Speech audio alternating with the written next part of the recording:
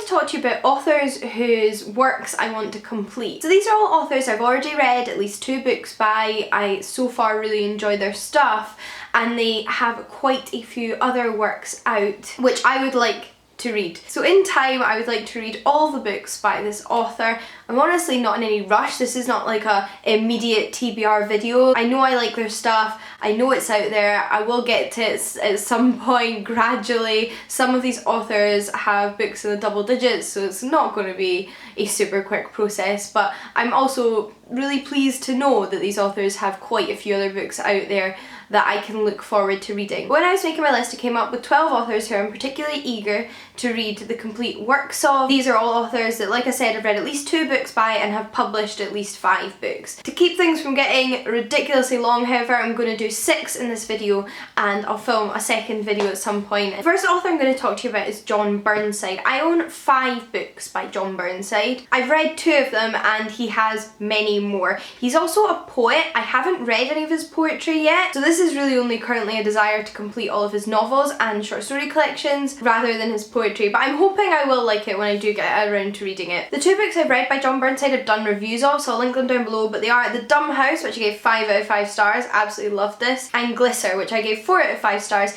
His work is very dark and psychological and eerie and just messes with your head, but it's also really well written. I think John Burnside's a fantastic writer, and it's his writing that really brings these stories to life. So the other 3 books I own by him that I want to get to next are A Summer of Drowning, The Devil's Footprints, and Something Like Happy. If you've read any of these 3 books and particularly enjoyed them, then please do let me know down below so I know which one to go for next. Next up is Jeanette Winterson, who I've read 3 books by. I've read The Stone Gods, which is a science fiction novel that takes place in 3 different time periods, which is just really beautiful and moving and emotional. It's not like an action-packed science fiction, it's more of a discussion of humanity and humanity's interaction with the earth. I've also read Wait, which is a retelling of the Greek myth of Atlas, and I've reviewed both of those books, so I'll link the reviews down below.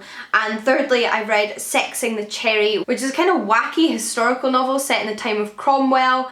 It's pretty out there, but it's really good fun and I really enjoyed it. But I also own 3 other of Jeanette Winterson's books, and they are Oranges Are Not the Only Fruit, which I only hear amazing things about, Written on the Body, and I don't actually know really what this is about at all, but I really like Jeanette Winterson, so I'm sure I'll enjoy it, and The Gap of Time, which is a retelling of Shakespeare's Winter's Tale. Next is an author that will come as no surprise to you, and that is Terry Pratchett. I've read around 25, if not more, books by Terry Pratchett, most of which are his Discworld novels, because there are over 40 of those. I've also read a couple of his children's books and his short stories, but like you can guess from the fact that there's 40 odd books in his Discworld series, he has a lot of books, and those are not the only ones. There's also a few more children's books I haven't read, some books he's co-authored with other authors, and just a few other books scattered here and there that I definitely need to get around to. Honestly, I'm in absolutely no rush. I like having the knowledge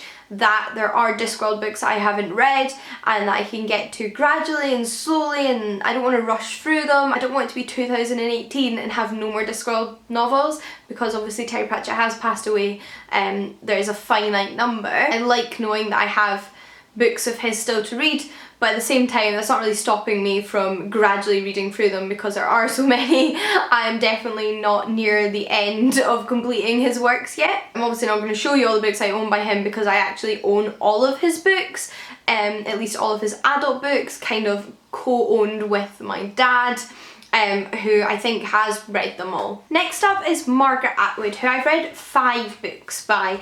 I have read and reread her book The Penelopiad, which is a retelling of Homer's Odyssey from the perspective of his wife Penelope. This is one of my favourite books of all time. I'm sure you've heard me mention it before. I've also read The Handmaid's Tale, which is one of her books I hear talked about most frequently, and it's a dystopian novel. The other 3 books I've read by her are Alias Grace, which is a mystery surrounding the true story of a Canadian murderess, which I absolutely loved. I've also read 2 of her other books, which I wasn't as impressed by, but I think that's just because she writes such a wide breadth of work, dipping its toes into different genres, that just some of it isn't for me. So I read Cat's Eye, which is a contemporary novel that tells the story of a woman's life from childhood in Canada, and I hate it. It's one of my least favourite books of all time.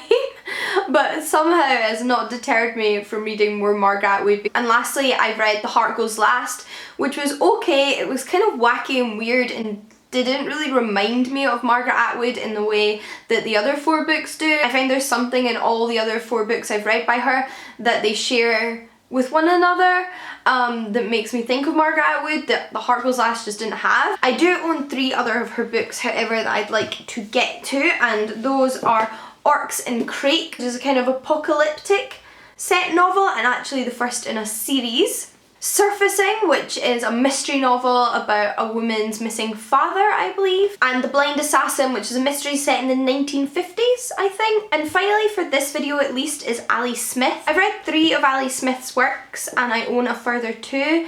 The ones I have read are Girl Meets Boy, which is inspired by one of the Greek myths in Ovid's Metamorphosis. You might have noticed there's a few Greek myth retellings in this video. All 3 of those, Ali Smith's, Margaret Atwood's and Jeanette Winterson's, were from the Canongate Myth series, which is a series of books that I really enjoy and has a whole host of books written by different authors that retell different myths from different cultures. I've also read The Seer, which is one of Ali Smith's only 2 plays that she's written, and I really enjoyed this book. And lastly, I've read The Accidental, which is a story about a family who let a stranger into their life without actually knowing she's a stranger. Bit weird, but I really enjoyed it. I've actually got a review of it, so I'll link that down below. And the 2 other books I own by her that I haven't read are How to Be Both, which again I only hear good things about. This has had such high commendation. It's won literary prizes and been nominated for more. I hope to get to this one soon. And a collection of her short stories, which came out recently, called Public Library and Other Stories. Those are all the authors I wanted to talk to you about in this video. If you'd like to see another one of these videos, do let me know. But until next time guys, happy reading and I'll see you all again soon. Bye! So you may or may not know that I am a massive Sherlock Holmes fan. And luckily for me, there are a ton of Sherlock Holmes stories written by Sir Arthur Conan Doyle. As great as this is, I also understand that a series that includes so many different stories can be quite intimidating to start.